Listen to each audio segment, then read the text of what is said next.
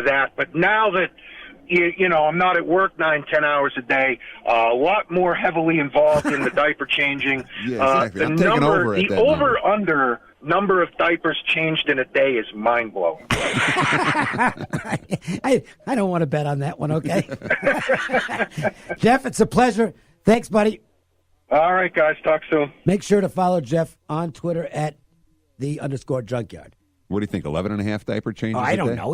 How do I know about that? I'm trying to think of a good number off. Well, you have more experience with that than I do. 10.5. I don't think it's been a long time since he was a newborn, Have you forgotten? Yes. Okay, fair enough.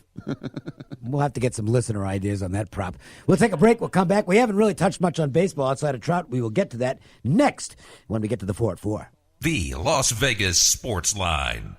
MJ Christensen at Boca Park. More than just a store that sells jewelry, Cliff Miller. Oh, absolutely. We're your one-stop shop. Whatever it is in jewelry that you need, whether it's a repair, appraisal, we've got 4 certified gemologist appraisers on site, so we do most of the appraisals in Las Vegas. Take your dated heirloom and create something new. MJ Christensen, something special for the love of your life. Located at Boca Park. Follow us on Facebook for exclusive offers. Hey, it's Dave Koken with John Lyons from Lyons Physical Therapy. So, car wrecks, very frequent in Las Vegas.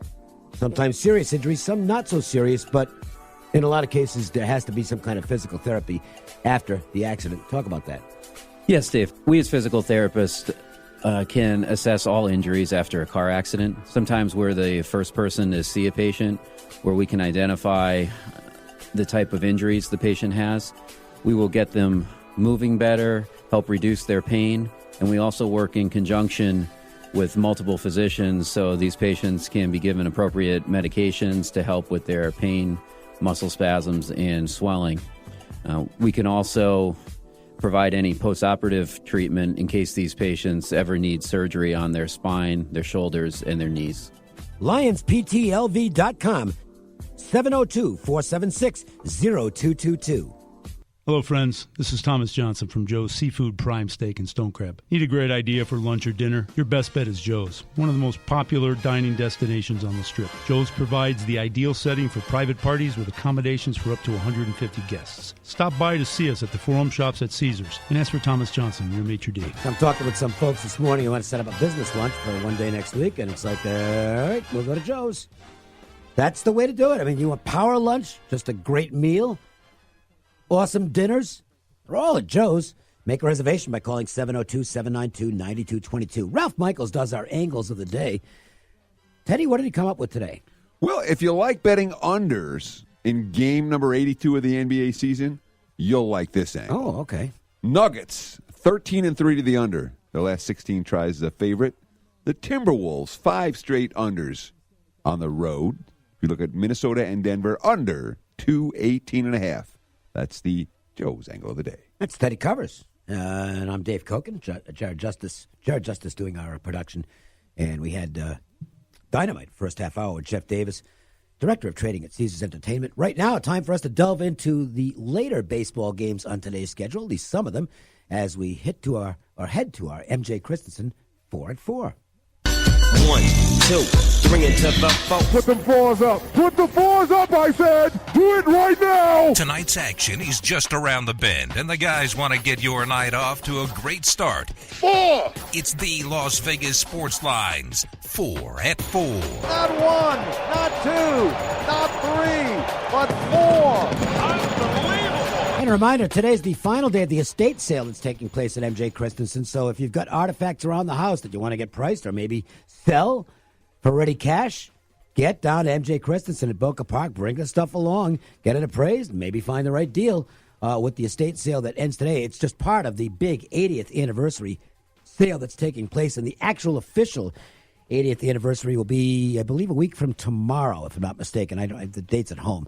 But that, of course, will be a day with some spectacular savings, so you want to mark that down on your calendar at MJ Christensen Diamonds in Boca Park. Let's go to the Nationals and Phillies in a wild one last night that looked like the Phillies were on their way to a comfortable victory, leading 6-2, and then it was 6-5, and then it was 10-6 because the Phillies bullpen. And if there's a criticism here, of the manager, Gabe Kapler. He's got everybody in different roles. Nobody knows what their role is in the bullpen right now. And I don't know. I'm one who believes in the regular season you want a little more routine. I'm not saying that's what happened to them last night, but maybe it's part of what took place. In any event, a great win for the Nationals. Can they carry it forward and get another one today with Hellickson versus Pivetta? And that was Aaron Nola on the hill with a 5-run. It's 6-1 with Nola dealing, and then he wasn't. And then the bullpen behind him wasn't, and it got ugly. Obviously, for Phillies backers, for over-bettors was pretty good. I'll say. In that contest. And we've seen a ton of over money in this ballgame. You talked about the Philadelphia bullpen issues. They have them. The Nats, I think they still have the worst bullpen ERA in all of baseball right now. They've given up some big late innings, yeah. I don't know if it's the worst, but it's because there's a few real bad ones out there. But, the Cubs bullpen isn't exactly. But last I checked, the Nats bullpen ERA was over 9. And, of course, Doolittle went an inning and 2/3 last night, so their closer threw 22 pitches. I don't think they'll put him back-to-back spots. So. Although with Dave Martinez, you never know. Yeah, but it does leave them with a questionable situation at the closer spot tonight, which is also good for over-bettors. The Dodgers, I believe, had 16 or 17 guys on base last night. They never scored a run. Whoops, what happened to the Dodger offense? They left guys all over the place last night. The Cardinals did enough to put 4 runs on the board, and that's certainly more than what they needed to get the 4-0 win. Took some money out of my pocket. Look, you bet the home dog last night. You got the cash. And the Dodgers frustrated themselves. Now, a little offense has cooled off the last couple of days. Good matchup tonight, Maeda versus Flaherty. And you would think that it might be another game where, despite the fact that you've got 2 prolific offenses, the pitching could be the key tonight. It wouldn't surprise me at all. And certainly, we look at Flaherty as a guy who markets are showing a little bit of love for. Well, he was tremendous last year, and I'm actually worried about a little sophomore regression. We'll have to wait and see on that. But we're seeing at least some money go towards L.A. today, which is indicative of that sophomore regression. Well, and also I think bettors are looking at it and saying, wait a minute. It's not like they just got completely shut down last night. They had guys on base in every inning last night. I mean, they had threats galore and just could not get a hit that mattered. You get 6. It's tough to get that many guys on base and never score a run. That doesn't figure to happen 2 nights in a row, I guess. They walked 8 times. Yeah. And didn't score a run. That the exception rather than the rule. Weird game. All right, let's go to the. Oh boy, so here's a game where, and as soon as I saw the matchup, it's like, oh boy, do I want to bet the over in this game? And then you get the weather conditions, and it's just horrible, horrible for the over. The antithesis of what an over bettor is looking and we for. know what Wrigley's like when the weather's not good and the wind's blowing in. And I don't even know if they get the game in, to tell you the truth. But if they do, even with Jordan Lyles and Yu Darvish on the mound, I know the public will still bet the over anyway, and I think they have pushed it from 7 to 7.5. But I've just seen too many games in Wrigley where every fly ball dies, and even bad pitchers have good nights. Yeah, the wind's blowing in, and the temperature's going to be in the mid-30s. Nasty.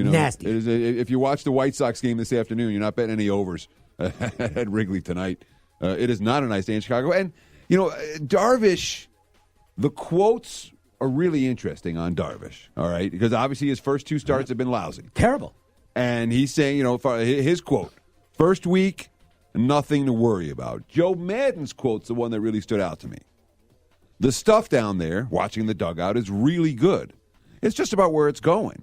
Great stuff. Velocity's good. Breaking ball's good. Everything's good. We just have to be in the strike zone a little more consistently. Because that kind of stuff is definitely going to play post 5th inning, 6th or 7th inning stuff.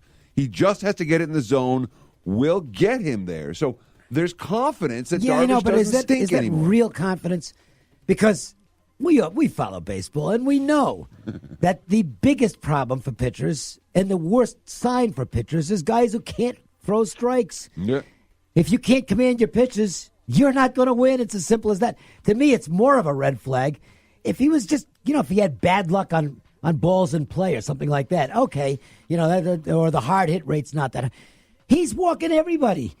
Well, you can't win doing that. The markets seem to like him a fair bit. Well, they minus don't like 155 at the open, minus 175 right now. So, well, I can see that because it's not like Jordan Lyles is going to.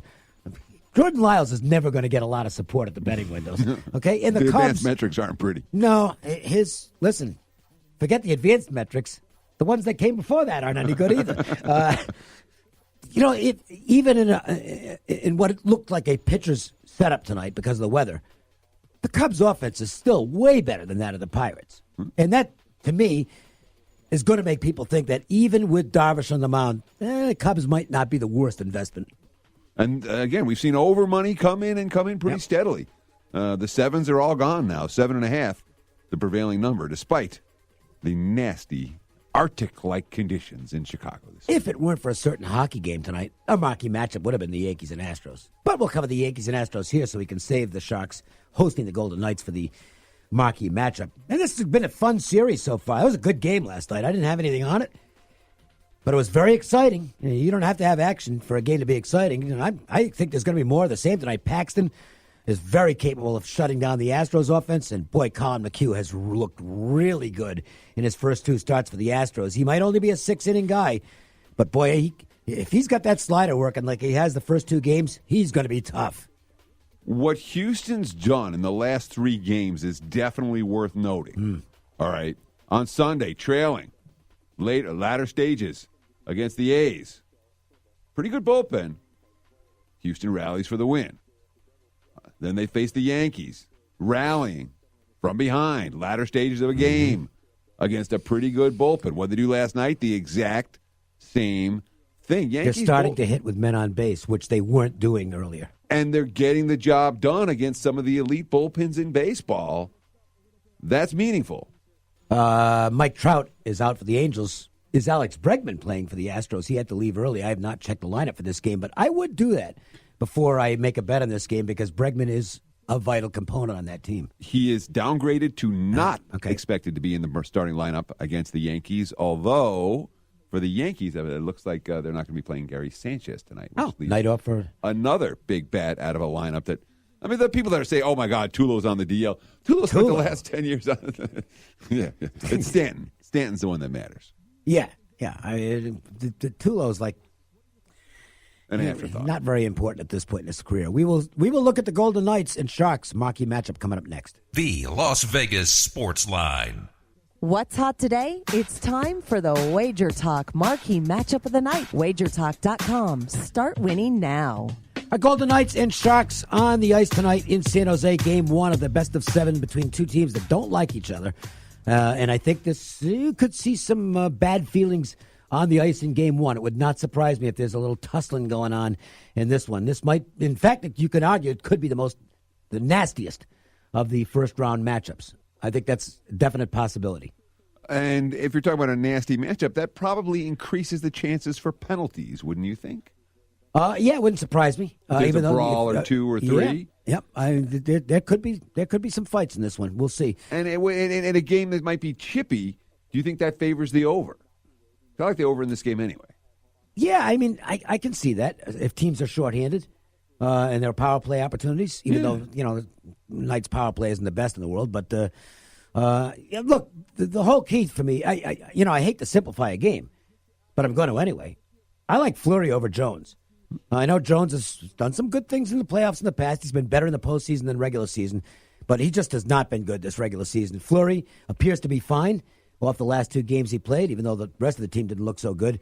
He appears to be fine, and I think a healthy Fleury is a big edge in goal for the Golden Knights, and I would not be surprised if they go in and get this one in the win column tonight. I did not bet the game, however. I'll just be a fan. Yeah, I mean, the only thing I can look at here is the over, and of course that's because Charlie J said to look at the over. That's not bad right there. No, he's had a heck of a run in hockey. Again, there are some guys. After all this time, he still beats hockey totals. Man. There are some guys who are just tearing it up at Wager Talk right now. And it's baseball has got some guys on tremendous hot streaks. I think there are a couple of big plays out there tonight. I don't have one. I have a 4% play on an NHL game. But there are some really big stuff out there tonight, some big fives. So check them out at WagerTalk.com, and we will head to our LPT play of the day. It's the LPT Play of the Day. Tonight's best bet from Lions Physical Therapy. Your 5-star rated specialists. Oh, I'm such an idiot. I meant to call John Lyons last night and have him give me his Masters picks. John's a real good golfer and follows him closely. No, too late now. But you can still check out Lions Physical Therapy if needed, and they'll get you healthy at LPT.